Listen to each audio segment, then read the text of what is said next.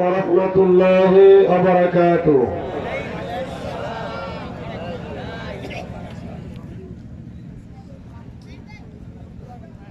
الحمد لله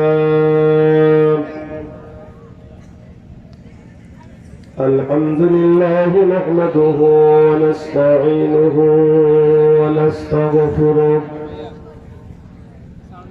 ونعوذ بالله من شرور أنفسنا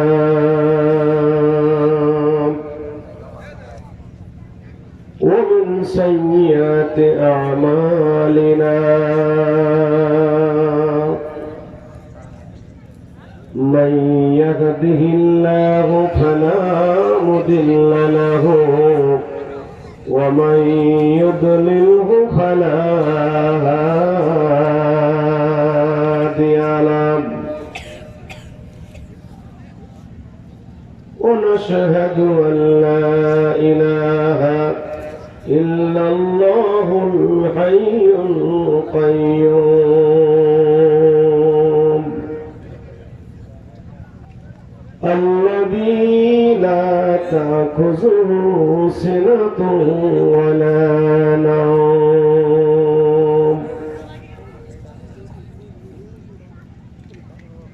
وأشهد أن سيدنا وسندنا ومرشدنا وحبيبنا وحبيب ربنا وطبيبنا وطبيب قلوبنا ومولانا محمدا عبد الله ورسوله الذي أرسله الله بالحق بشيرا ونذيرا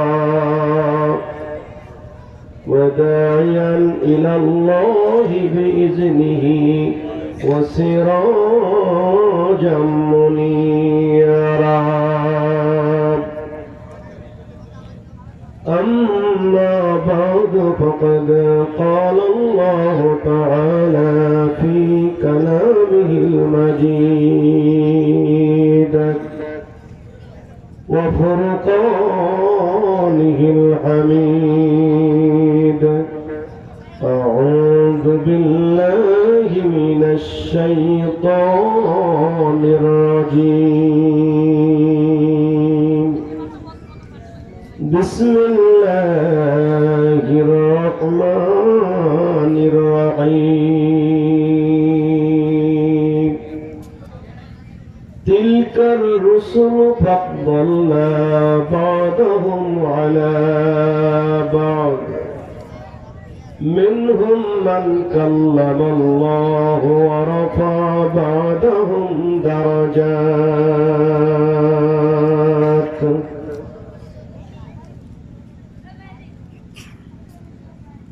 وقد جاء في الحديث الشريف قال النبي صلى الله عليه وسلم كل أمتي يدخلون الجنة إلا من أبى قالوا ومن أبى يا رسول الله قال من أطاعني دخل الجنة ومن عصاني فقد أبى وقال تعالى في شان حبيبه ومحبوبه ومطلوبه مخبرا وآمرا إن الله وملائكته يصلون على النبي يا أيها الذين آمنوا صلوا عليه وسلموا تسليما صلى الله على محمد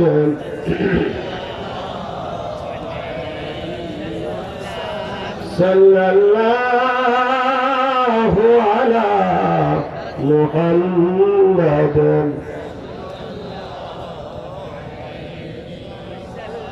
মুহাম্মদ কি আমদ সিরাজাম মুনীরা ومؤمن وكافر بشيرا نذيرا صلى الله محمد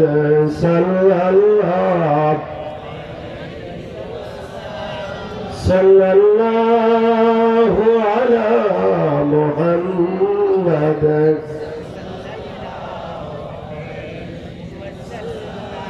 فوق الرسل فضلا على أهدى السبل لدلالته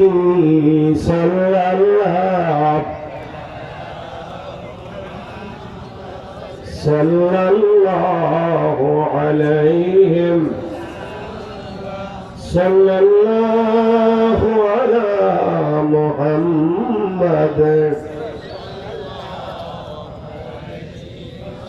زبان كل پرن بلاغ على بكماله كشف الدجى بجماله حسنت جميع خصاله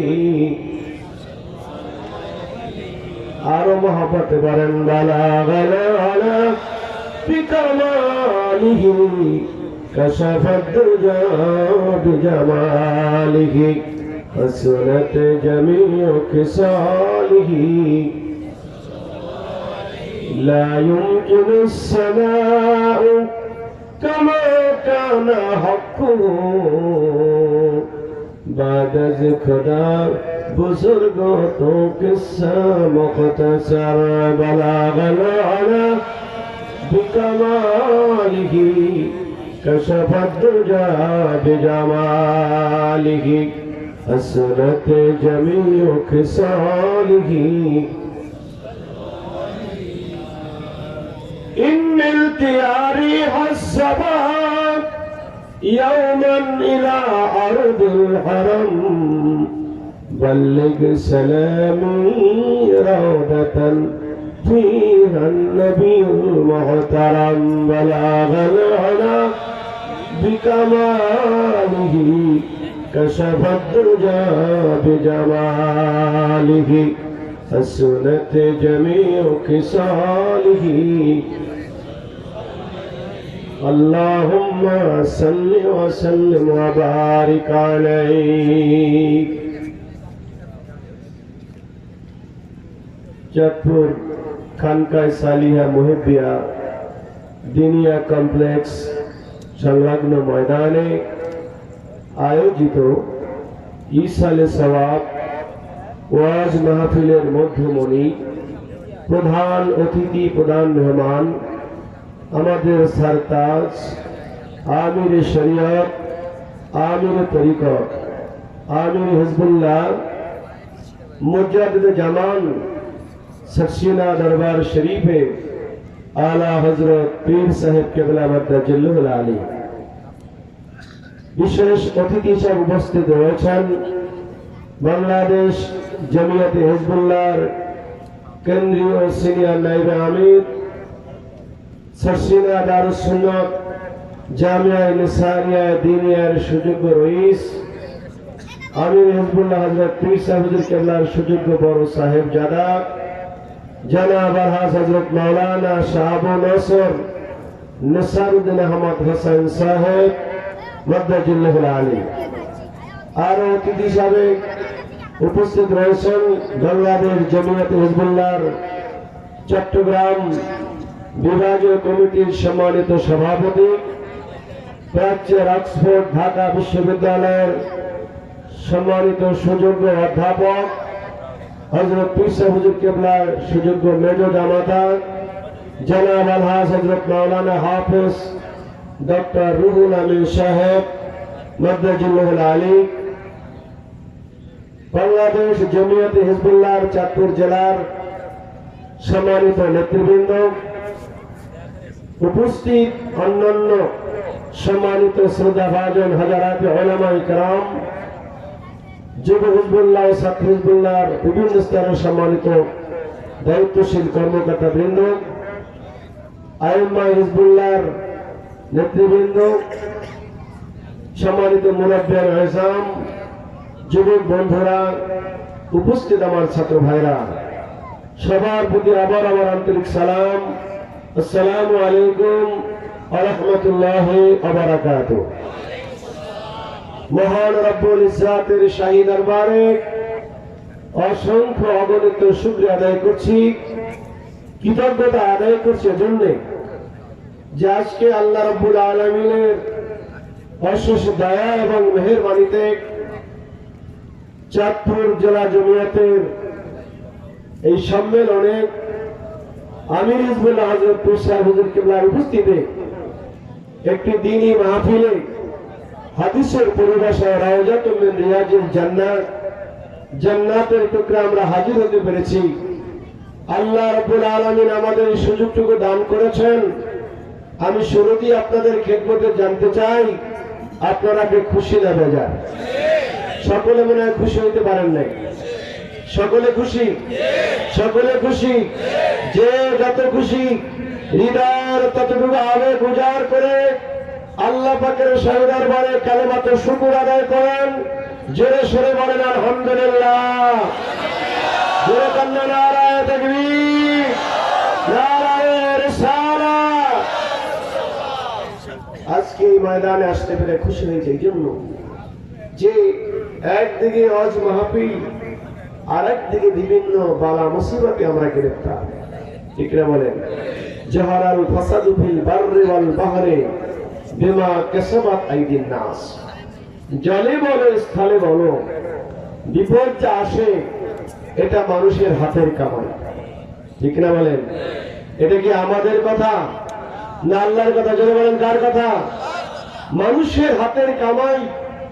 মানুষ যদি সতর্ক না হয়, আল্লাহ রাসূল সরকারের আলম সরওয়ারে কায়নাত নূরে মুজাসসাম সাইয়্যিদুল কাওনাইন সাকালাইন রাসূল রাব্বুল আলামিন তিনি ১৫০০ বছর আগে উম্মতকে একটি মেসেজ দিয়েছেন, যেটার কোনো পরিবর্তন নয়। রাসূল সতর্কবাণী ১৪টি বিষয় সতর্কবাণী উল্লেখ করেছেন। যদি এই বিষয়গুলি হয়, মানুষ যদি এই বিষয়গুলি থেকে সতর্ক না হয়, তাহলে বিপদ একটার পর একটা আসবে।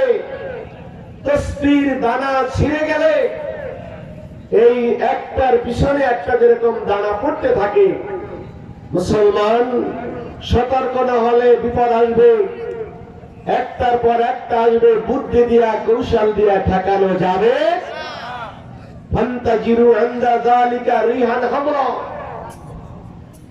আগুন বৃষ্টি, পাথর বৃষ্টি, ভূমিধস, ভূমিকম্প, জলোচ্ছ্বাস, সিডর, নার্গিস, করোনা ভাইরাস, আরো কত কি একটার পরে একটা আসবে। আগেরটার চাইতে আরো কঠিন ভয়াবহ হবে। শুধু বুদ্ধি দিয়া কৌশল দিয়া আর কর্মশালা দিয়া তার মোকাবেলা করা যাবে। বরং এজন্য একদিকে সতর্ক হতে হবে, গুনাহ থেকে নিজেদেরকে মুক্ত করতে হবে, কায়ে মনোবাক্যে আল্লাহর দরবারে সারেন্ডার করতে হবে। ঠিক না বলেন? জোরে বলেন কথা ঠিক না ঠিক? আমাদেরকে সারেন্ডার করতে হবে কার দরবারে? আমাদের মনিবকে।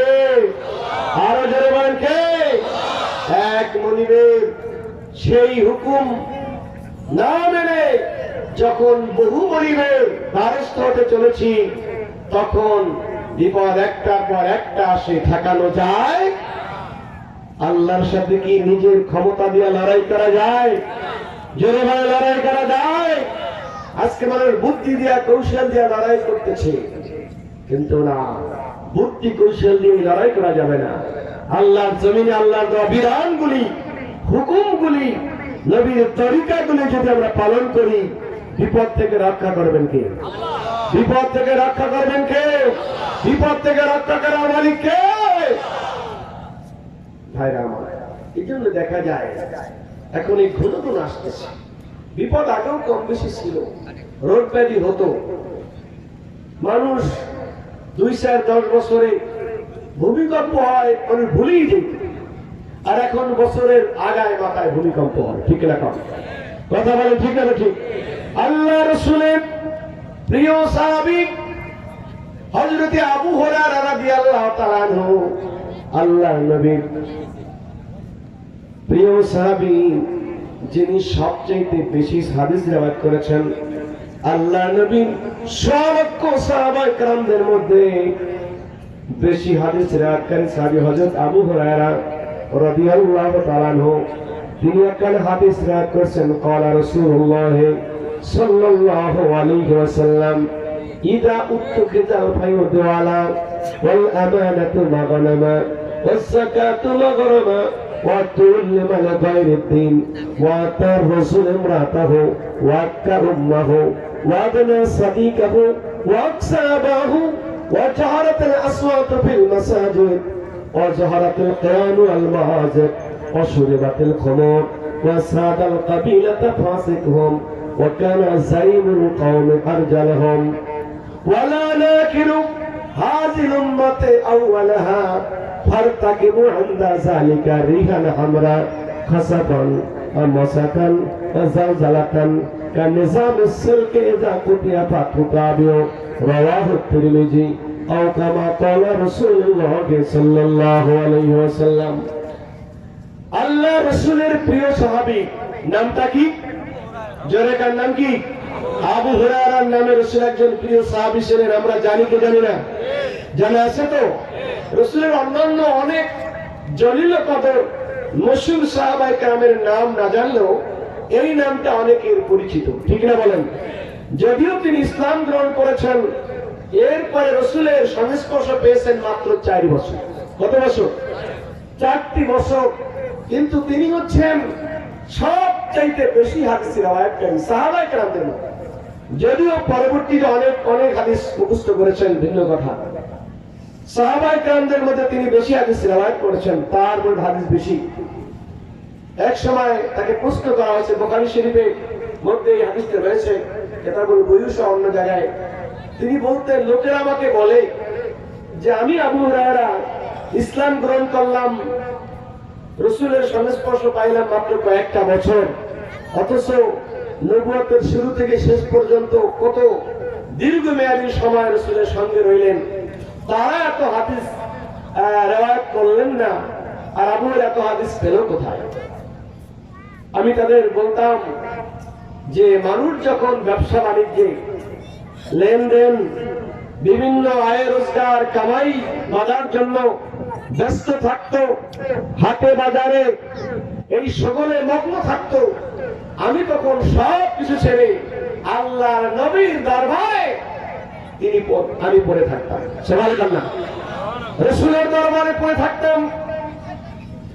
আল্লাহ রাসূলের মসজিদের বারান্দায় একদল মানুষ থাকতো, যাদেরকে বলা হতো আহলে সুফফা।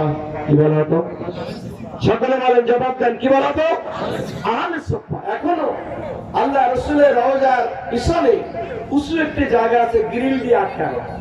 যারা মদিনায় তৈয়বায় গিয়েছেন হজ করার আগে বা পরে, কি বলেন, যদিও হজের পরেই যাওয়ার স্বাভাবিকভাবে মানুষের আবেগী হয়, হজ করে আসছি, হজটা তো কবুল করা দরকার, কিন্তু যারা হাজি নেন তাদের একটা শিডিউল মতোই যেতে হয়।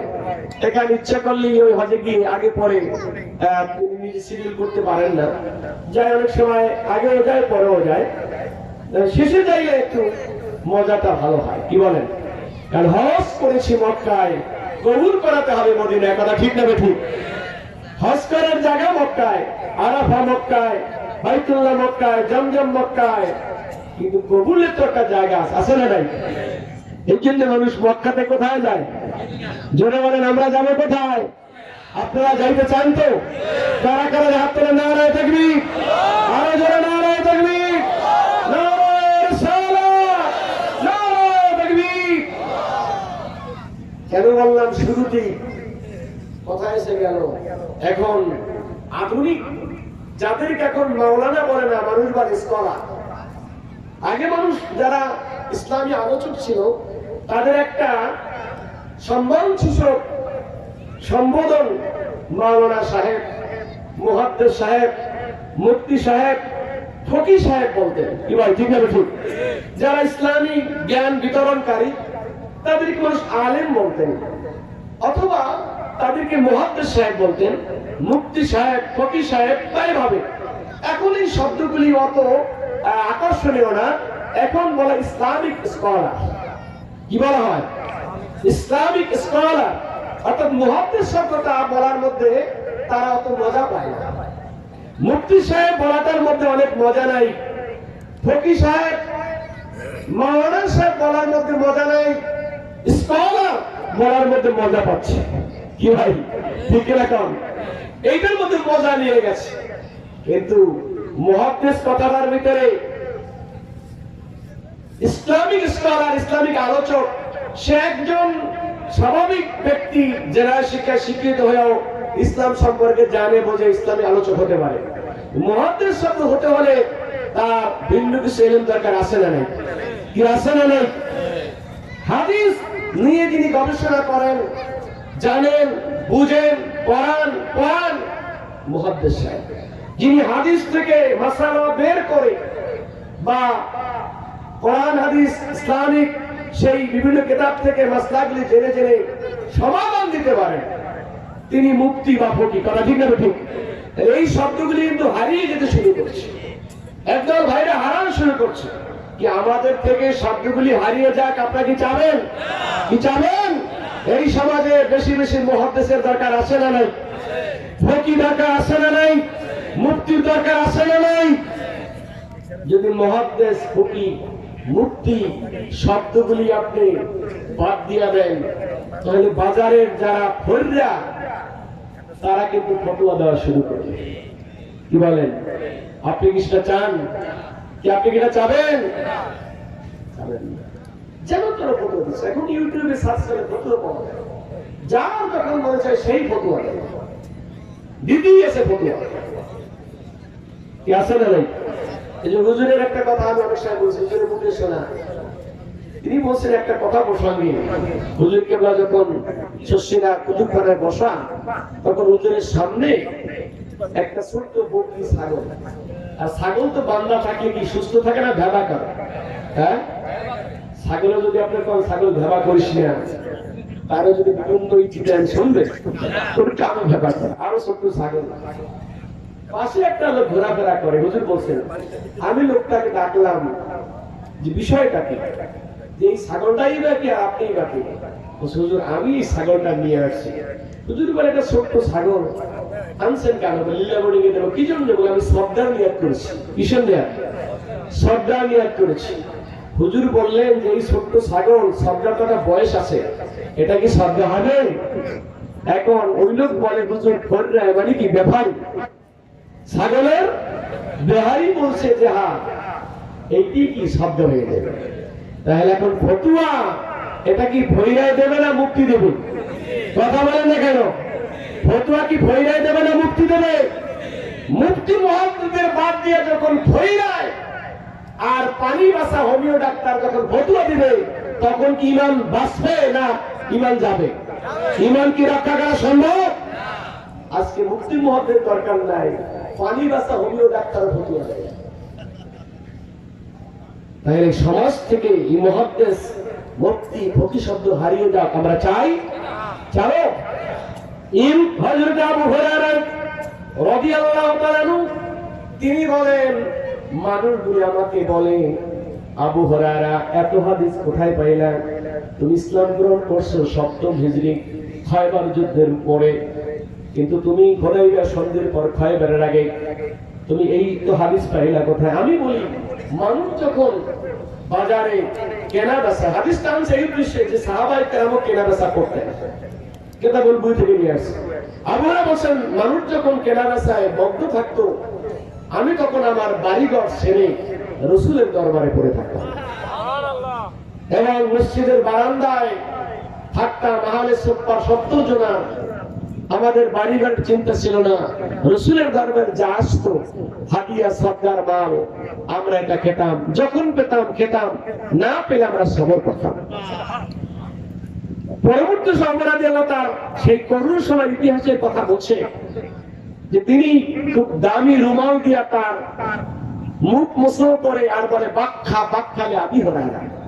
আজকে আবু হুরায়রা গভর্নর, কিন্তু আবু হুরায়রা সেই দিনের কথা বড় করুন, যেদিন আবু হুরায়রা মসজিদের নববীর বারান্দায় পাশে পড়ে থাকতো আর মানুষগুলি মনে করতো আবু হুরায়রা মনে মির্গি, পা দিয়া লাড়া দিয়া চলে যেত।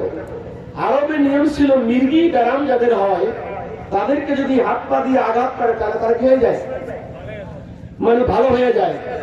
আমাকে এই মির্গি মনে করে পা দিয়ে আঘাত করে চলে যাইতো, কেউ বুঝতো না। আবু বকর ওমর চলে গেল, পা দিয়া লাড়া দিয়া চলে গেল, আমার দুঃখ বুঝলো না।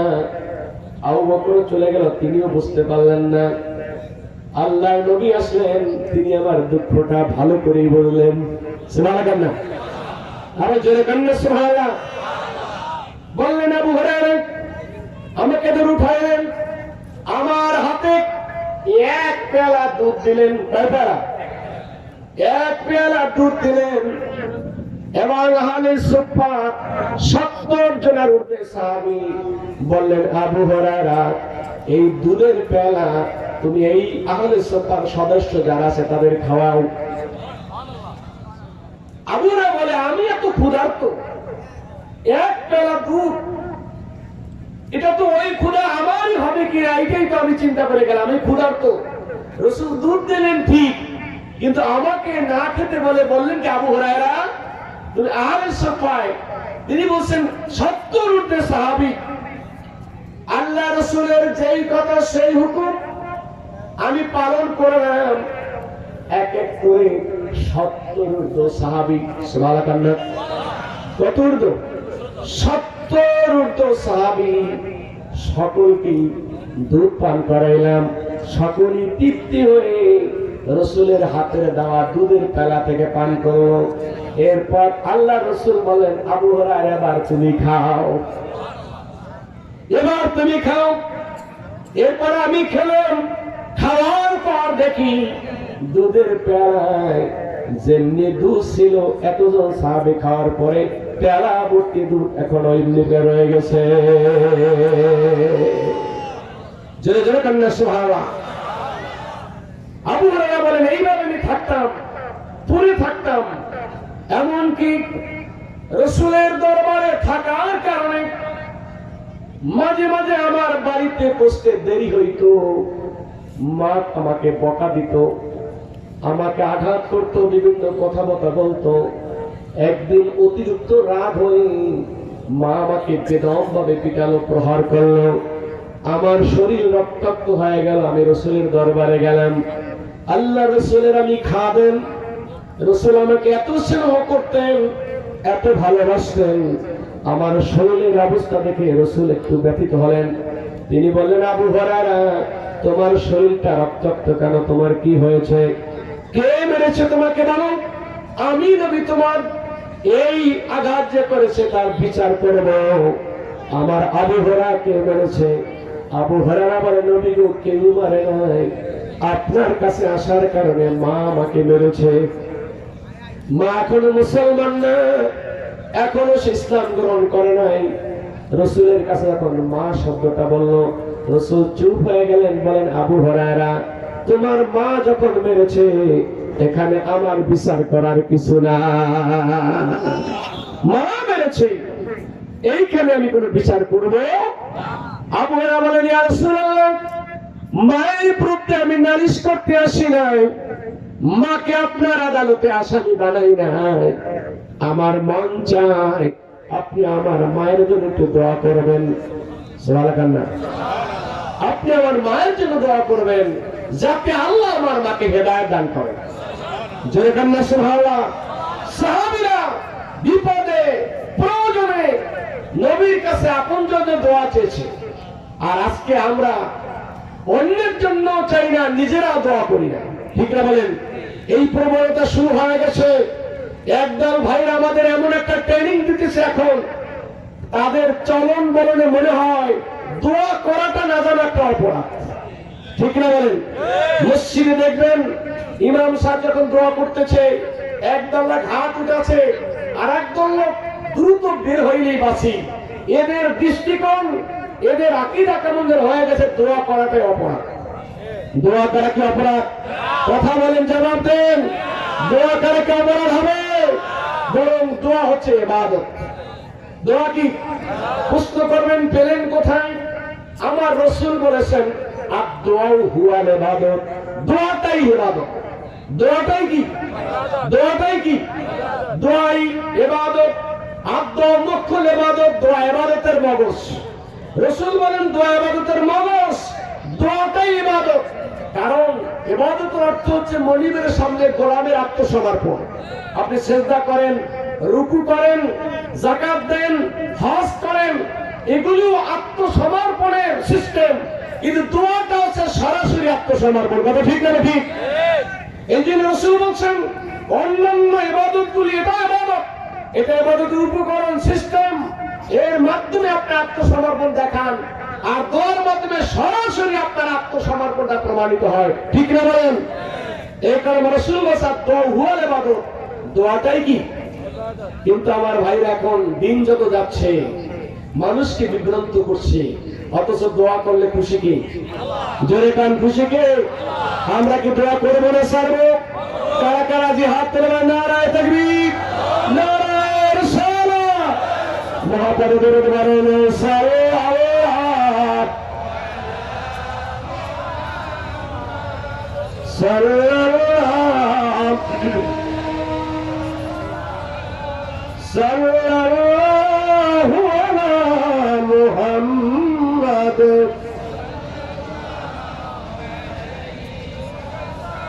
আমি আমার আলোচনা শুরুতে একটু বিষয় বলে দেওয়া দরকার।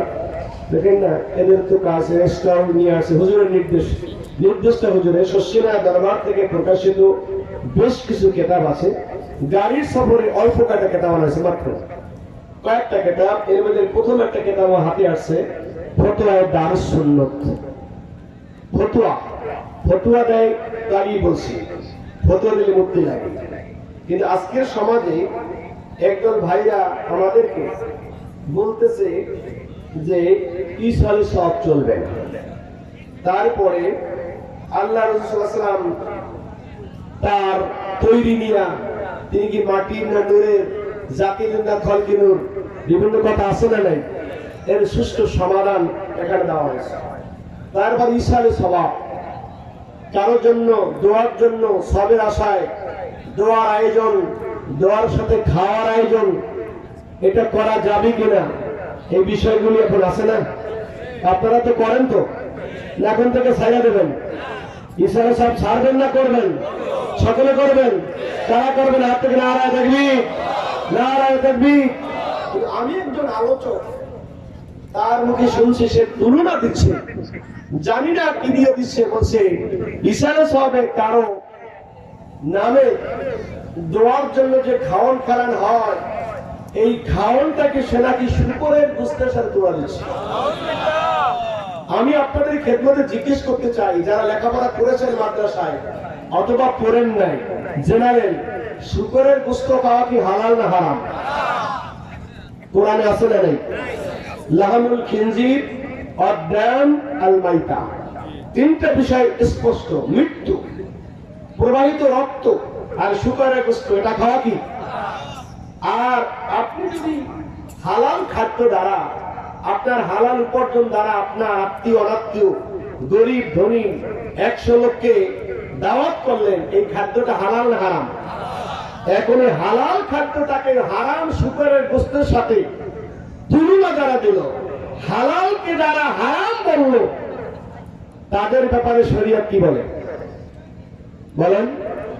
মুবাহ জিনিসটাকে হালাল তো দূরের কথা, ওয়াজিব না, মুবাহ জিনিসটাকে যদি হারাম হবে, শরীয়ত বলে সেই কথার দ্বারা সে কুফরি করেছে। কি করেছে? কুফরি করেছে। তাহলে একটা হালাল খাদ্যকে হারাম শুকরের গোশতের তুলনা দিয়া আজকে সমাজে বিভ্রান্ত তৈরি করছে। অথচ হাদিস করে দেখবেন সাহাবী প্রশ্ন করছে, তার মা ইন্তেকাল করছে, তার জন্য কিছু করা আছে কিনা? বলছে তাদের দোয়া তো করবাই, তার জন্য কূপের ব্যবস্থা করো। পানির অভাব, অতএব পানির কূপ খনন করো। ওই ওলামায়ে কেরাম আছেন, এরকম হাদিস আছে না নাই? তাহলে কূপের পানি খায় না মাথায় দেবে, পানি পান করবে না? কূপ যে খনন করতে বলছেন রাসূল পানি পান করার জন্য তো, পানি যদি পান করা যায় মানুষের জন্য, মানুষের উপকারের জন্য, কূপ খনন করে পানি পানের ব্যবস্থা করা যদি রাসূল অনুমতি দেন, এটা নিয়ে ধরলে পানি খাওয়ানো গেলে ভাত খাওয়ানো যাবে না, বিরিয়ানি খাওয়ানো যাবে না, খিচুড়ি খাওয়ানো যাবে না, যদি কিছু না পারে তাহলে খেজুরও তো খাওয়ানো যাবে। তাহলে আমি জানি না, আমার বুঝে আসে না এই সমস্ত মানুষগুলি, এদের ব্যাকগ্রাউন্ড খুঁজে দেখা হয়েছে কোনদিন মাদ্রাসায় পড়ে নাই। এদের অনেকে আছে যারা ওই রাস্তার ঘাটে মসজিদের পাশে চান্দা তুলতো, কি তুলতো? চান্দা তুলতো। কণ্ঠটা ভালো, চান্দা তুলতে তুলতে এখন ভালো শিখে ফেলছে, দিয়ে যান বেরিয়ে যান, এখন বড় বক্তা হয়ে গেছে। এখন নামের সামনে আন্তর্জাতিক, জাতীয়, দেশের বাইরে দুই একটা গেছে কিনা আল্লাহই ভালো জানে, কিন্তু লাগায় আন্তর্জাতিক। এরা বড় বক্তা হয়ে গেছে। আর সুরসার ভালো মানুষ হলে সুর এটা ভিন্ন জিনিস। অনেক বড় বড় মুহাদ্দিস হাদিস পড়াইতে পারে, মাইক জানলে মানুষ থাকবে না। আবার অনেক মানুষ আছে কিছুই না, সুর জানে। তাহলে আমরা কি সুর দিয়ে সব বিবেচনা করবো? এই লোকগুলির খুঁজে দেখা গেছে যারা এই মৃত্যু ব্যক্তির জন্য ইশারা সব করাটাকে সুকরিতেছেন, জঘন্য কথা। এদের ব্যাকগ্রাউন্ড কোনদিন প্রতিষ্ঠানিক জ্ঞান তাদের নাই। অতএব এই সমস্ত কথা শুনে মানুষগুলি বিভ্রান্ত হবে কি হবে না? সাবধান থাকবে, সাবধান থাকতে হবে। কারণ আউলিয়ায়ে কেরাম, ওলামায়ে কেরাম আমাদেরকে সিদ্ধান্ত দিয়ে নাই, শুধু কিতাব লিখে দিয়েছে। ইশারা সব চলবে, মোনাজাত চলবে, পিতামাতার জন্য মানুষকে খাওয়ানো চলবে। এই বিষয়গুলি নিয়ে সুন্দর সুন্দর সমাধান এখানে আছে, বিস্তারিত সংক্ষিপ্ত। এবং আরেকটি কিতাব নারী ও পর্দা। একজন মানুষের জন্য পর্দা তো ফরজ, আমরা বুঝি, কেমনে পর্দা আদায় করব। আজকে বেপরদিগির কারণে পারিবারিক জীবনগুলি যে কঠিন হয়ে যাচ্ছে। মুসলমানের সমাজে বিবাহ বিচ্ছেদ, যে তালাক, এবং ভালো ভালো ফ্যামিলিতেও যে দুর্ঘটনা ঘটে, যা ওই ফ্যামিলি, ওই বংশ কোনোদিন কল্পনা করে নাই, এমন একটা দুর্ঘটনা ঘটে গেছে। তার একটি বড় কারণ বেপরদিগি। আজকে আমরা পর্দা ফরজ বুঝি, কিন্তু কেমনে করব, কিভাবে করব আমরা জানি না, বুঝি না। বোঝার জন্য আমি মনে করি, এবং আমাদের পারিবারিক জীবনের অশান্তি দূর করার একটি উপায় হবে এই বইটি। সংগ্রহ করবেন ছোট্ট ছোট সোনামণিদের জন্য। সারায় ও সন্দেহ মুসলিম বাল্য শিক্ষা, এই কিতাবটি আছে। একটা বাচ্চা ছেলের যা শিক্ষা দেওয়া হয়, কান্না 100,000, কোরআন পড়ো, ভক্তি করে, ওহি আলো জ্বলবে ঘরে, খাঁটি আলেম হতে চাও, জাহের পথে শিখে নাও, সারায় সন্দেহ। এবং 4 তরিকা সাজরা, জিকির, আজকার, ওজিফা, কালাম কিভাবে করবেন নিয়মটা জানার জন্য, আর শশীলাকে জানার জন্য, বোঝার জন্য ঐতিহ্যবাহী শশীলা দরবার তার আগে কে শত বছর পর্যন্ত চলছে। এই ধারাবাহিক ভাবে আপনি শশীলা না গিয়েও এখানে বসে নিয়মতান্ত্রিক, ঐতিহাসিক, তারিখ, দিনের আলোকে আপনি বিষয় জানতে পারবেন। শশীলাতে 7 তলা মসজিদ হচ্ছে, 318 ফুট মিনার হচ্ছে। অনেকে আগে পরে অনেক সাহায্য করেছেন, লক্ষ টাকা, 50,000 দিয়েছেন। আজকে ওই কাজ চলে, কাজের ধারাবাহিকতা। হুজুরও আদা দিয়েছেন যে কাজ হওয়া পর্যন্ত আমার পীর ভাইরা কমে সাহায্য করবে। এখানেও 500,000 টাকার কুপন আছে। প্রত্যেকে সদকা জারিয়া নিয়ত করে একটা কুপন সংগ্রহ করবেন। মহব্বতে বলেন লা ইলাহা, আর মহব্বতে লা ইলাহা,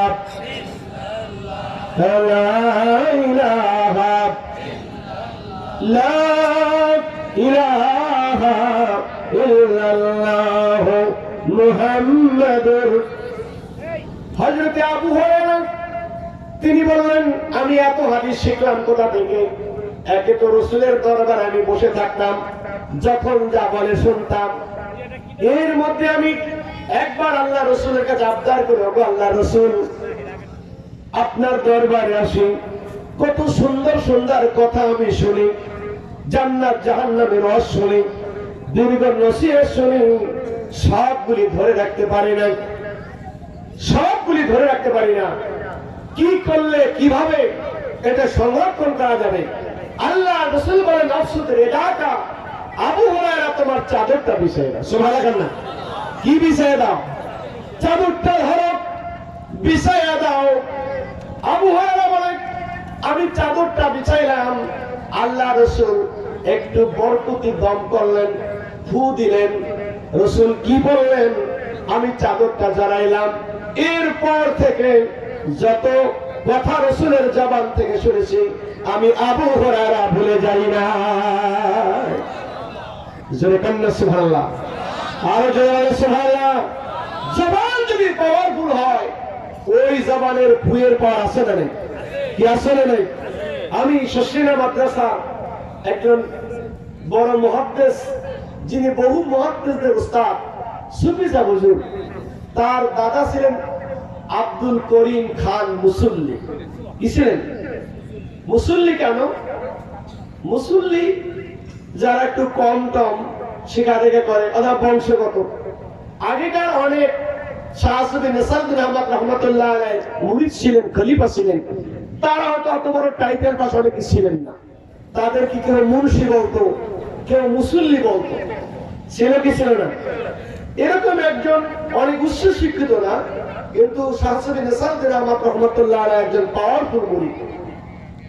মঠবাড়ি অঞ্চল, দক্ষিণাঞ্চল, দাদা হুজুর কেবলা হেদায়েতের প্রথম দিকের মার্কাজ। তিনি একদিন ওই মাহফিলে গেছেন। এখন শাহসুফি নেসারউদ্দিন বলছে যে, আব্দুল করিম, তোমাকে আজকে ওয়াজ করতে হবে। কি করতে হবে? আমার কথা বোঝেন তো? ওয়াজ করতে হবে। এখন উনি তো মুসল্লি মানুষ, মানে সুফি সাহেবকে যারা দেখছেন তারা বুঝবেন, ওনার মুখে শোনা। এখন যখন বলছে, এখন হুজুর বলছে যে, করিম খা, হুজুর আমি কি ওয়াজ করব? তোমাকে বলছি ওয়াজ করতে হবে। তা উনি ওই যুগের মানুষ তো, জামাটা ধরছে, হুজুর একটু দোয়া করে দেয়। সুবহানাল্লাহ, দোয়া করে দেন। আলোচনা শুরু করেছে আল্লাহর ওলি শাহসুফি নেসারউদ্দিন আহমদ রহমতুল্লাহ আলাইহির নির্দেশে। আলোচনা করতে করতে মানুষগুলি বেহুশ হয়ে গেছে মাঠে, মানে মরণব কঠিন অবস্থা। তখন শাহসুফি নেসারউদ্দিন বলছেন, আব্দুল করিম, তোমাকে তো ওয়াজ করতে বলছি, মানুষ মারতে তো বলি না।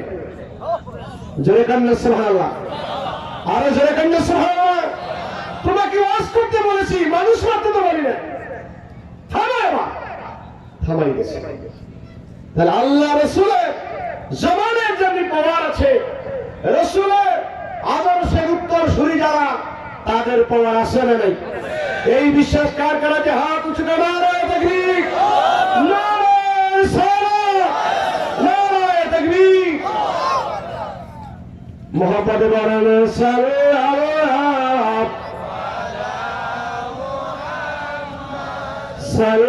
সাল্লাল্লাহু আলাইহি সাল্লাল্লাহু আলা মুহাম্মাদ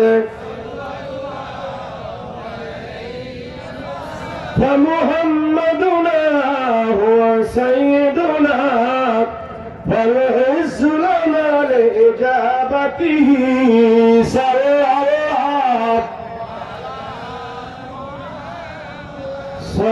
الله عليه صلى الله على محمد। হযরত আবু হুরায়রা রাদিয়াল্লাহু তাআলা আনহু বলেন, আল্লাহর নবী আমাকে একটা হাদিস শুনিয়েছেন। তিনি আমাকে ৭০টা সতর্কবাণী দিয়েছেন। কয়টা? আবু হুরায়রা বলেন, আমাকে 14টা বিষয়ে মেসেজ দিয়েছেন। আল্লাহ রাসূল বলে দিয়েছেন, এই বিষয়গুলো যখন ঘটবে, মানুষ যদি সতর্ক না হয়, এই বিষয়গুলি থেকে সতর্ক না হয়, পরহেজ না করে, নিজেদেরকে হেফাজত না করে, বিপদ একটার পর একটা আসবে। ভূমিকম্প, ভূমিধস, নার্গিস বলো, সিডার বলো, আর করোনা ভাইরাস বলো, বুদ্ধি দিয়া বিপদগুলি ঠেকানো যাবে না।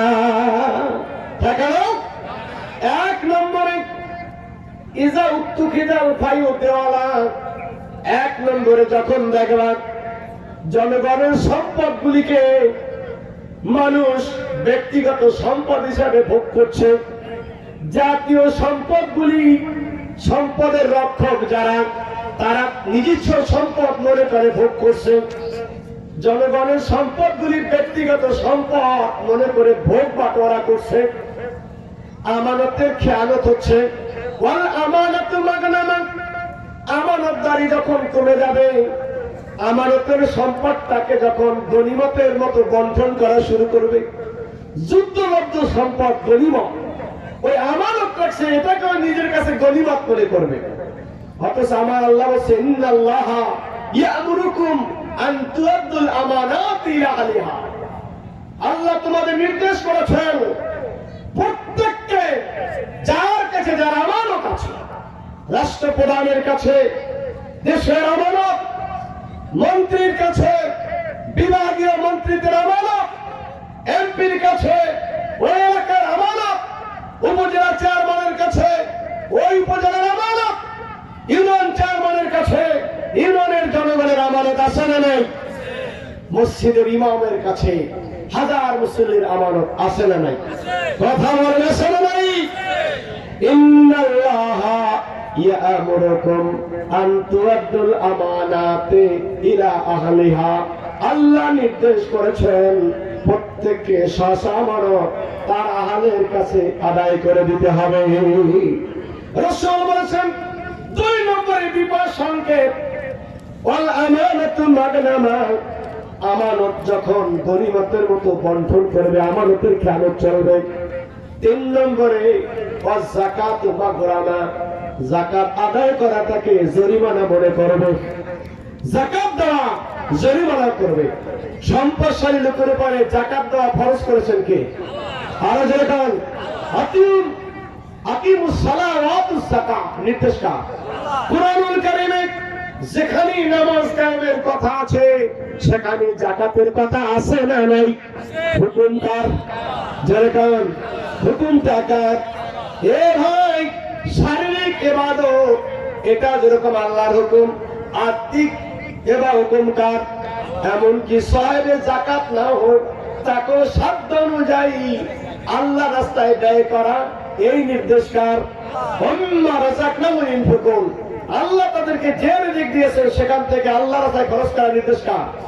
রাসূল বলেছেন তিন নম্বরে বিপদ সংকেত হচ্ছে ওয়াজ যাকাতু মাগরামা, যাকাত দিবে না, যদি কেউ দেওয়াটাকে জরিমানা মনে করবে। টাকা হয় 1 কোটি টাকা, 100 কোটি 40 কোটি টাকার মালিক এই বাংলাদেশে, সেই ধরনের মালিকের সংখ্যা কি আছে না নাই? বেশি না কম? হাজার হাজার কোটি টাকার মালিক এই বাংলাদেশে আছে না নাই? বাংলাদেশে মুসলমানদের হাতে যেই পরিমাণ অর্থ তাদের ব্যাংকে, তাদের নিয়ন্ত্রণে আছে, জরিপে দেখা গেছে এই মুসলমান মানুষগুলি তাদের টাকাগুলি হিসাব করে টাকা আদায় করলে এই দেশের রাস্তাঘাটে কোনো ভিক্ষুক, কোন খয়রাতি খুঁজে পাওয়া যাইত না। কিন্তু আমার রাসূল বলেছেন ওয়াজ যাকাতু মাগরামা, যাকাত দিলে জরিমানা মনে করবে। তাও আবার যা দেয়, রাস্তায় বাড়ির সামনে বড় লাইন, রোজা আছে, রোজার মধ্যে টাকা দিবে, বাড়ির গেট বন্ধ, বিশাল লম্বা লাইন, কেউ শুয়ে পড়ছে, কেউ বসে পড়ছে, আছে না নাই? প্রশ্ন করে এখনো দেওয়া শুরু হয় না কেন? বলে সাহেব এখনো ওই যে ভিডিও ম্যান, ক্যামেরা ম্যান ছবিগুলি তুলবে, সাহেব যাকাত দিবে, এখনো সেই ক্যামেরাম্যান আসে না। কারণ এই যে যাকাত দিচ্ছি আমি, কত বড় দানবী, এটা যদি ছবি করে না রাখা হয় আগামী তো হাত জাগানো যাবে। যাকাত দেব মানুষকে দেখানোর জন্য, আল্লাহ খুশির জন্য। কথা বলেন কার খুশির জন্য? আমার রাসূল বলেন যাকাত তো দিবি না, যদি কেউ দেয় দেওয়াটাকে জরিমানা মনে করবে। আবার দিলেও হিসাব করে নেবে না। বিঘা হিসাবে যদি আপনি কোটি কোটি টাকা দেন, আপনার আদায় কিংবা দান হবে, যাকাত হবে না। যাকাতের নিয়ম হচ্ছে আপনার টোটাল সম্পদ পাই টু পাই হিসাব করে আদায় করতে হবে। বিঘা হিসাবে আপনি যদি লাখ লাখ টাকা দেন, এটা আপনার দান হয়েছে, কিন্তু যাকাত, কথা বুঝতে পারছেন? যাকাত হতে হলে আপনার কত সম্পদ আছে, কোথায় আছে, ব্যাংক ব্যালেন্স আছে, পয়েন্টের হিসাব করে শতকরা আড়াই টাকা 40 ভাগের 1 ভাগ এটা নিয়োগ করে আদায় করতে হবে। ঠিক না বলেন? বিঘা হিসেবে আপনি যদি এভাবে দিয়ে দেন, আপনার দান হলো যাকাত। ঠিক না বলেন? এই জন্য যাকাত দিবে ঠিক, কিন্তু যাকাত জরিমানা মনে করবে। হয় 1 কোটি 2-1 লাখ দিয়া আবার বাজারের যত পচা কাপড়, কাপড় তো কাপড়, আবার যাকাতের কাপড় যা 2 মাসও বাড়ি নেওয়ার একবার শেষ। আপনার প্রয়োজন আছে, আপনি 100 পিস দেন। যদি আপনার টাকা কম থাকে, আপনি 100 পিস দেন, আপনি 200 পিস দিয়া এমন কাপড় দিলেন যা 1 মাসও পরতে পারে না। এটা দেওয়ার কোনো দরকার আছে? আপনি হয়তো 1000 টাকা দিলেন না, 10,000 টাকার দিলেন না, কিন্তু যতটুকু তার ন্যূনতম পড়তে পারে এটা দেওয়ার দরকার আছে না ভাই? কিন্তু কত পিস দেওয়া হয়েছে এটা যদি ক্যামেরায় না হয়, আগামীতে তো এটার দ্বারা অনেক কিছু, তাহলে কি যাকাত হলো না? মানুষকে দেখানো হলো। আমার রাসূল বলেন 3 নম্বরে বিপদ সংকেত হচ্ছে ও যাকাতু মাগরামা, যাকাত দেওয়াটাকে জরিমানা মনে করবে। 4 নম্বরে অতুল মালে গায়রের দিন, শিক্ষা হবে দিনের জন্য না, শিক্ষাটা হবে দুনিয়ার জন্য। দিনই শিক্ষা হবে না, দিনই শিক্ষা নিয়ে শ্রীমিলি চলবে, দিনই শিক্ষা নিয়ে মাথা ব্যথা। এখন এই জন্য একদিকে মাদ্রাসা সিলেবাসের ভিতরে বহুরূপী চলছে, মাদ্রাসাগুলিকে একবারে কন্ট্রোল করার জন্য সকলে বেকুল, এত টাকা খায়, এত দেয়, সেত দেয়। এখন মাদ্রাসা থাকবে কিনা কলেজ করার পায়ে তারা চলছে। কি ভাই ঠিক না? এখনই আলিয়া মাদ্রাসার যে অবস্থাগুলি, তাতে এখন আমরা যারা পড়াই ছাত্ররা ডাকেলে এরা এখন কোরআন হাদিস পড়বে কখন? হুজুর ইংরেজি আর বাংলা অঙ্ক পড়তে পড়তে মাথা খারাপ, কখন আর পড়া, ওটা আপনাকে মাথায় ছাড়িয়ে দিলাম। এখন আবার নূতন করে দিচ্ছে যে মাদ্রাসার ছাত্রদের খাতাগুলি এটা স্কুল কলেজের শিক্ষক দ্বারা দেখাইলে ভালো হবে। মাদ্রাসার শিক্ষক কি তারা শিক্ষক না? এভাবে করে করে চলতে কখন হবে? এই জন্য মরুন দাদা হুজুর কেবলা যখন ছিলেন তার আমলে শিক্ষা ব্যবস্থার 2টা ছিল, একটা নিউ স্কিম আর একটা কি ওল্ড স্কিম। কি ছিল? আমার কথা বুঝতে পারেন? New scheme, old scheme. তখন ইন্সপেক্টর আছে, বলে হুজুর আপনার মাদ্রাসা তো আছে, কিন্তু আপনারটা তো ওল্ড স্কিম, আপনি নিউ স্কিম মাদ্রাসা করেন, অনেক বড় বড় সাহায্য হবে। আমাদের সাহায্যগুলি নিউ স্কিম হয়, ওল্ড স্কিম হয় না। তবে এজন্য আপনাকে সিলেবাসের একটু চেঞ্জ করতে হবে। হ্যাঁ, এই জাগতিক শিক্ষা টিক্ষা এগুলি বাড়াইতে হবে, আর ধর্মীয় কমাতে হবে। দাদা হুজুর কেবল বললেন আমার ওল্ড স্কিমটাই ভালো, নিউ স্কিমের মাদ্রাসার জন্য, মাদ্রাসাকে কলেজ করার জন্য মাদ্রাসা করি নাই। মাদ্রাসা কলেজ করার জন্য হয়েছে? কলেজ বাড়ছে তো অনেক আছে, মাদ্রাসা কেন? মাদ্রাসা কিসের জন্য? আমার রাসূল বলে 4 নম্বরে বিপদ সংকেত অতুল মালে গায়রের দিন, শিক্ষা হবে দিনের জন্য না, বরং দিন থেকে বিমুখ করার জন্য শিক্ষার কদর বাড়বে, দিনই শিক্ষার মদত থাকবে না। 5 নম্বরে আমার রাসূল বলছে ওয়াক্কার রাজুলে উম্মাহু ওয়া আতা রাজুলে ইমরাতাহু। 5 নম্বর হচ্ছে ব্যক্তি তার স্ত্রীর এত আনুগত্য করবে, আতার রাজুল ইমরাতাহু, ব্যক্তি আনুগত্য করবে স্ত্রীর, ওয়াক্কা উম্মাহু, মায়ের সাথে দুশমনি করবে। বাবা স্ত্রীর প্রতি এত আনুগত্য হবে, তার প্রতি তার আকাশও এত বেশি তার গোলাম হয়ে যাবে, তার এটা থাকবে। ওয়াক্কা উম্মাহু, এই কারণে মায়ের সাথে তার যে ব্যবহারটা ছিল, দরকার ছিল, সেটা আর থাকবে না। বর্তমান সময় অনেকটা এটা হয়ে গেছে কি যায় না? যায় কি যায় না? এখন শিক্ষিত, উচ্চ শিক্ষিত, বড় শিক্ষিত সন্তানের মায়েরা বার্ধক্য সময় বাড়িতে ঠাঁই পায় না, ওই যে ওল্ড হোম বৃদ্ধাশ্রমে। ঠিক না বলেন? আল্লাহ পাকের শুকর, কোন দিনদার গরিব মানুষ বৃদ্ধাশ্রমে যায় না, বরং খোঁজ নিয়ে দেখা যায় বড় বড় শিল্পপতি, ঠিক না বলেন? বড় বড় শিল্পপতি যার শিল্প কারখানায় হাজার মানুষের বাড়িঘরের কর্মসংস্থান হচ্ছে, রেজেকের সংস্থান হচ্ছে, সেই শিল্পপতির মায়ের ঠাঁই হয়েছে বৃদ্ধাশ্রমে, ঠিক না বলেন? বড় বড় ব্যাংকের মালিক যাদের টাকায় দেশের ব্যাংক চলে, ওই ব্যাংকারের বৃদ্ধা মা বৃদ্ধাশ্রমে আশ্রয় হয়েছে। গরিব মানুষের মায়েদের ভাতের অভাবে যেতে হয় না, ঠিক না বলেন? বড় বড় শিক্ষিত, বড় বড় শিক্ষা প্রতিষ্ঠানের বড় বড় স্কলার, প্রফেসর, ডক্টর, তারা যখন বড় হয়েছে, ছেলেকে বড় করিয়েছে, আজকে ওই সেই শিক্ষিত ব্যক্তির মায়েরা তারা গিয়ে বৃদ্ধকালে গাজীপুর সহ বিভিন্ন আশ্রয় গরিব মানুষের ওখানে ঠাঁই হয় না, ঠিক না বলেন? কারণ যারা দিনদার, তারা আল্লাহ পাকের শিক্ষা দেওয়া সে হুকুম তারা বুঝেছে, ওয়াকাদা রাব্বুকা আল্লা তা'বুদু ইল্লা ইয়াহু, ঠিক না বলেন?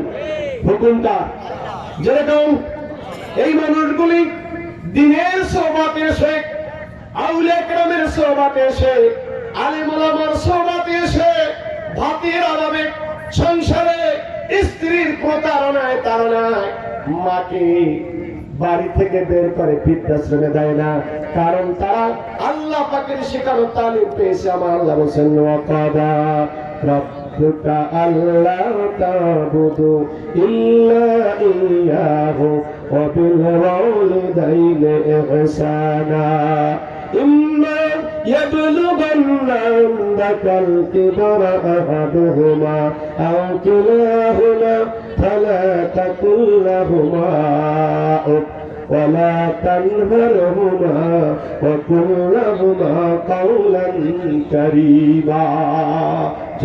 সুবহানাল্লাহ। এই মানুষগুলি শিক্ষা পেয়েছে কোরআনের, শিক্ষা পেয়েছে আমার নবীর, সওয়াব পেয়েছে ওলামায়ে কেরামের, পীর বুজুর্গের।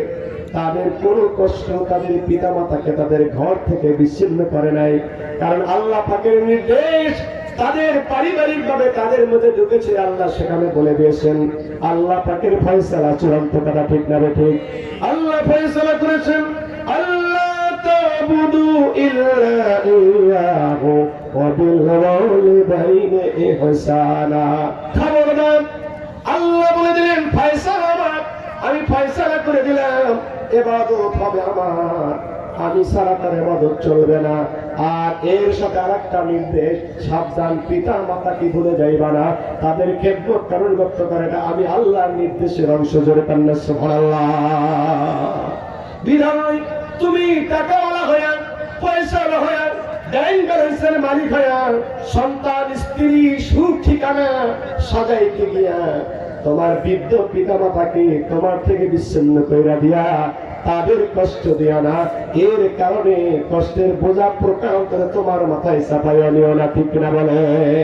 বিশেষ করে ইম্মা ইয়াবলুগান্না ইনদাকাল কিবরা আহাদুহুমা আও কিলাহুমা ফালা তাকুল লাহুমা উফ ولا تنهرهما وقل لهما قولا كريما।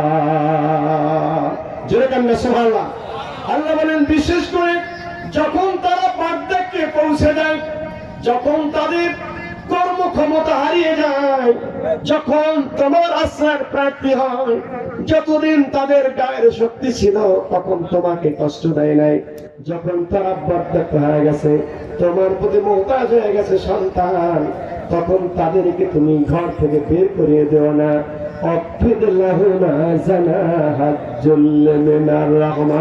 খবরদার, খবরদার, তাদের জন্য তোমার দয়ার বাহুটাকে ঝুঁকায়া দাও, দয়ার বাহুটাকে, মায়ার বাহুটাকে ঝুঁকায়া দাও। তুমি হাজার চেষ্টা করো, তাদের কানায় কানায় একশোতে তাদের খেদমতের হক আদায় করতে পারবা না। তোমার সাধ্য অনুযায়ী তাদের খেদমত করো, বাকিটা আল্লাহর সমর্থ করে দাও।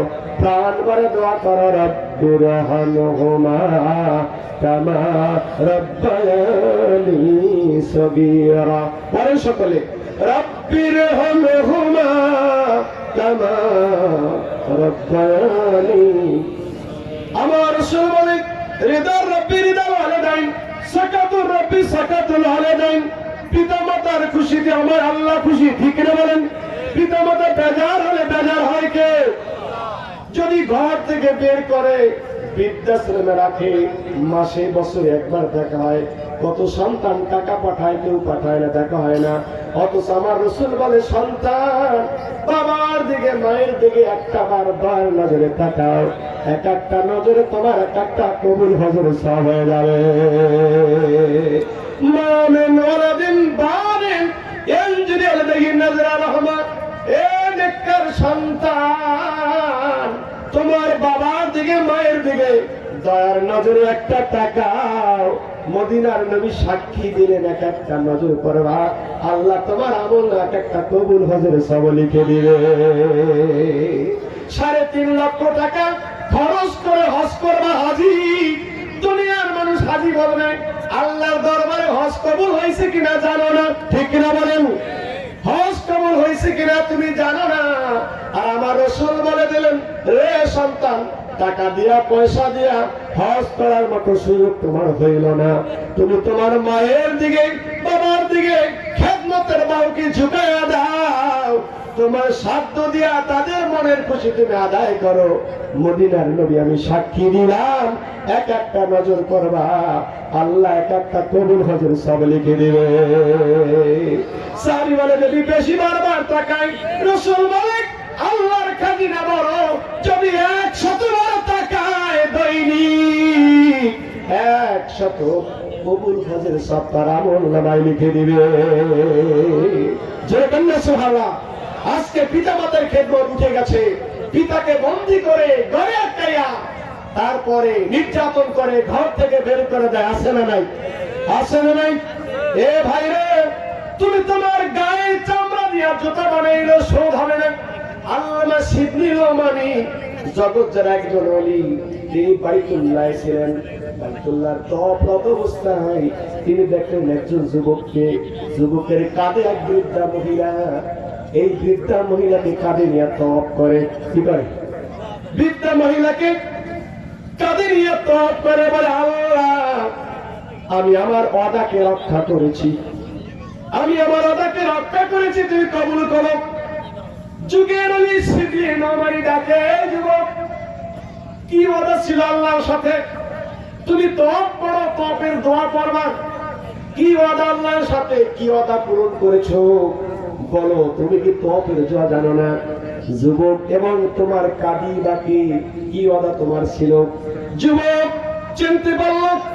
এবার যুবক বলে, হুজুর আপনি যদি যুগের শ্রেষ্ঠ ওলি হতেন, আমি বলতাম না আমার ওয়াদা ছিল, আমি ওয়াদা করেছিলাম আল্লাহ যদি আমাকে কোনোদিন তৌফিক দেয়।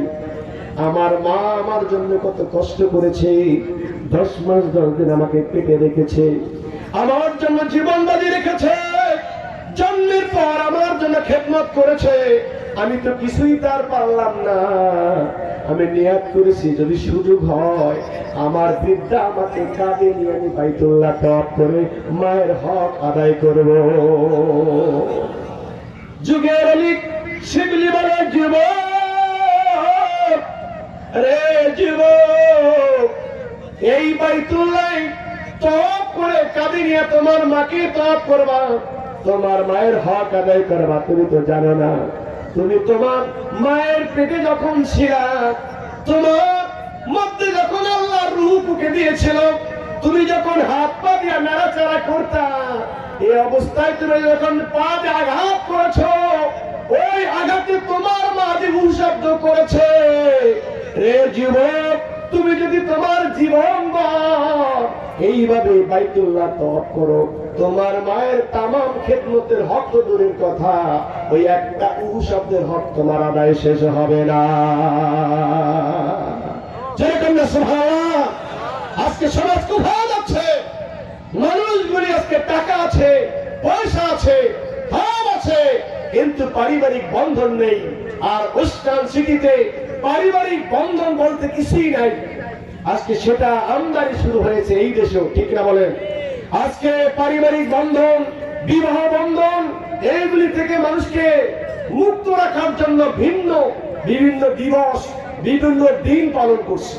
খ্রিস্টানদের, ইহুদিদের সেই সাজানো ভাড়া করা দিন, ভালোবাসার দিন আমদানি করে এখন নকল নেকি ভালোবাসা চলছে।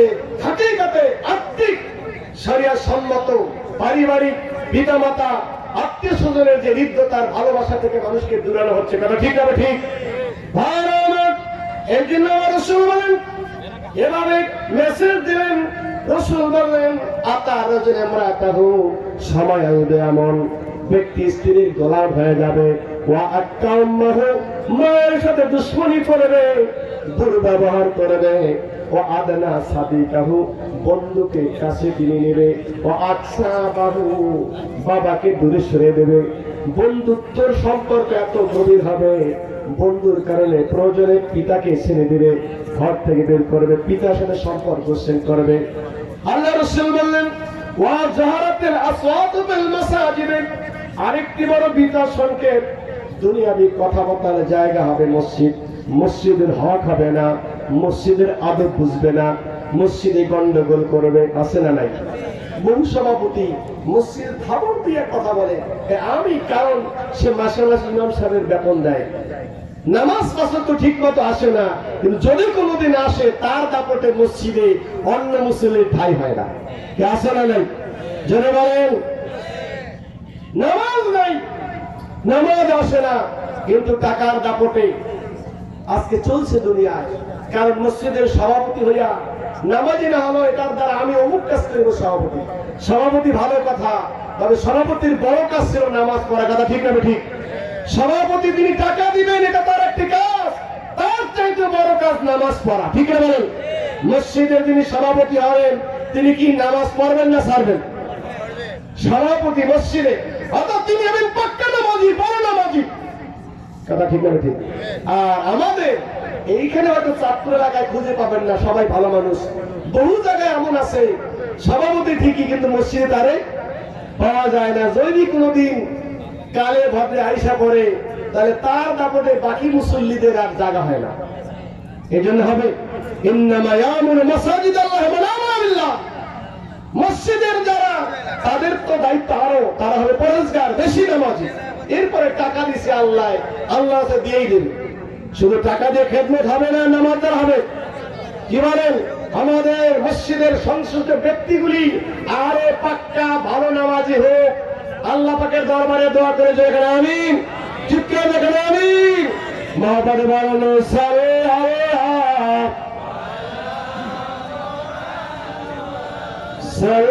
সাল্লাল্লাহু আলাইহি সাল্লাল্লাহু আলা মুহাম্মাদ।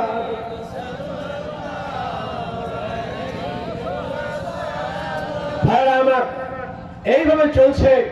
রাসূল বলছে মসজিদ হবে কথাবার্তার জায়গা। মসজিদ কি কথাবার্তার জায়গা না নামাজের জায়গা? কি বলেন? কিসের জায়গা? মসজিদ কি নামাজের জায়গা হবে, সেজদার জায়গা হবে, না গল্প গুজবের জায়গা হবে? রাসূল বলে কিয়ামতের আলামত, মসজিদে মানুষ গল্প গুজব বেড়ে যাবে, সুদ বেড়ে যাবে, মদ বেড়ে যাবে, মানুষের ভিতরে গান বাদ্য বেড়ে যাবে, গানের নেশায় মানুষ কি নামাজি কি বেনামাজি। রাসূল সর্বশেষ বলেন এর চাইতে ভয়াবহ আরেকটা বিষয়, লানা আকিরাতুল উম্মাহ ওয়ালাহা, পরবর্তী প্রজন্মের মানুষ এসে পূর্ববর্তী মানুষের বদনাম করবে যে তারা কি জানতো, তারা কি মানতো, আমরাই ভালো জানি। বর্তমানে শুরু হয়ে গেছে কি যায় না? আজকে প্রজন্মের একদলকে আবু হানিফা কিছু জানতো না, শাফি কিছু জানতো না, একদল বলে আবু হানিফা হাদিস জানতো না, না। অথচ আপনি দেখবেন এই মিনহাজুর রাসূল কিতাবে শেষে বাংলা অনুবাদ আছে জিয়াউদ্দিন নকশবী কিতাব, তিনি ইমাম আবু হানিফা তার ছেলেকে বলছে যে বৎস, আমি তোমাকে কিছু নসিহত করলাম, তার মধ্যে বিশ্ব নসিহত আছে যে আমি 5 লক্ষ হাদিস থেকে, কত হাজার? 5 লাখ হাদিস থেকে তোমাকে এই নসিহতগুলি করলাম। তাহলে যিনি 5 লাখ হাদিস থেকে নসিহত করতে পারে, তিনি কি হাদিস জানতেন না? এই বদনামগুলি আজকে চলছে। পরবর্তী পর্যায়ের মানুষ পূর্বে আমরা কি তাদের বদনামে কান দিব? কান দিব? রাসূল বলেন এইভাবে যখন চলবে তখন বিপদ আসবে। আল্লাহ পাক এই ফিতনার জামানায়, ফাসাদের জামানায় আমাদের ঈমান আকীদা আমলকে রক্ষার জন্য আমরা যেরকম শক্ত খুঁটি ধরেছি, হাল ধরেছি, কি আমাদের খুঁটি শক্ত না দুর্বল? যারা বলেন খুঁটি মজবুত না দুর্বল? এই খুঁটির সাথে কানেকশন মদিনা বলার, ঠিক কিনা বলেন? শাহসুবিনে সারুদ্দিন বলছেন আমি নামাক না স্যার, যেমনি কোরআন পড়ে হাদিস পড়ে মদিনার রাসূলকে দেখে আমল করে, সুবহানাল্লাহ। অতএব আমাদের সিলসিলা খুঁটি শক্ত না দুর্বল? শক্ত থাকতে হবে, সকল ষড়যন্ত্র নস্বাত হবে ইনশাআল্লাহ। চোরের 7 রাত্র গৃহস্থের এক গেয়ে মাত্র, চোরের 7 রাত্র গৃহস্থের এক আওয়াজ। আমরা সংঘবদ্ধ হব। চাঁদপুর জেগেছে, আজকে দিনের আন্দোলন চলছে, যেটা আপনারা কল্পনা করতে পারতেন না। চাঁদ করে আজকে সেটা শুরু হয়ে গেছে, আলহামদুলিল্লাহ। খুশি না বাজার? যেরকম নারায়ে তাকবীর, নারায়ে রিসালাত। আল্লাহ পাক আমাদেরকে হক আকীদার মধ্যে থেকে শক্ত মজবুত সিলসিলার অধীনে আছি, এভাবে থেকে तमाम ফিতনার মোকাবেলায় সুন্নাতের অবিচল থেকে নিজের আমলকে শুদ্ধ করে আল্লাহ ওয়ালা হয়ে দুনিয়ার জমিন থেকে যাওয়ার তৌফিক দেন। আমিন। আসসালামু আলাইকুম ওয়া রাহমাতুল্লাহি ওয়া বারাকাতুহু।